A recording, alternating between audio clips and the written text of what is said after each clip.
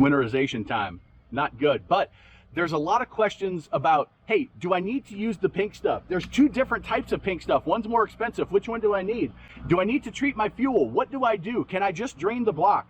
So I wanted to talk about some of the myths and the fallacies and give you my take on winterization on a stern drive or an inboard. So number one is, can I just get away with draining the block? Yes, you can. If you do it properly and you get all that water out. You can pull all the freeze plugs. You got to make sure your boat's at the right angle, because sometimes water can sit in there and can be problematic. But yes, you can. Here's why I don't recommend it, though, is because now you're leaving all those internal components open to corrosion and to rust in the off season, right? That metal needs to be protected. That's why I recommend using the pink stuff that has corrosion inhibitors. That's the little bit more expensive stuff. I just bought these, and this was about $2 a gallon more. So it can get up to $10 a gallon more depending on the time of the season. But the cheaper stuff is for your water system. You'll see it usually says something like water system on it right there. Whereas on the very, very fine print, you'll see where it says corrosion inhibitors to protect the engine metals, including aluminum, right?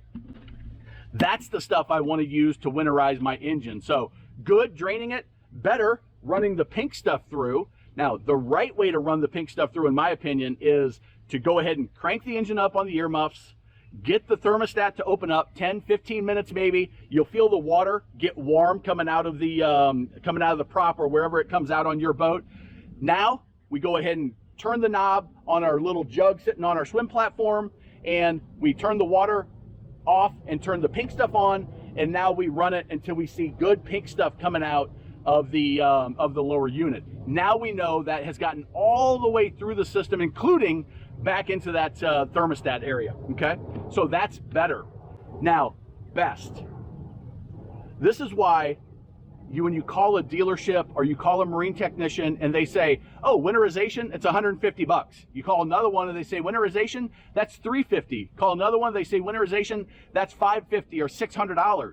What's the difference? Well, one of them is quoting, I'm going to drain the block. The next one is quoting, I'm going to run the pink stuff through. The good ones are doing what's best, and I think everybody should do, and you can easily do this yourself, is run the pink stuff through with the muffs, treat the fuel, disconnect the batteries, grease all of your Zerk fittings so that everything is greased and lubricated. And now we're gonna check the oil, make sure there's no water in there, check the gear lube, make sure there's no water in there. And if there is, we might even go ahead and change that gear lube now. The oil, if it's a carbureted, I'm gonna say fog the engine and change the engine oil in the spring.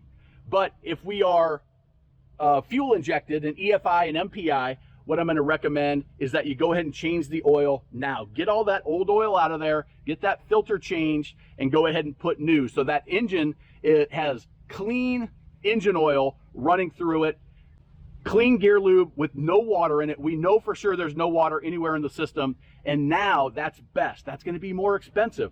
They're also a good dealership, and what you should do as well are going to pull the prop.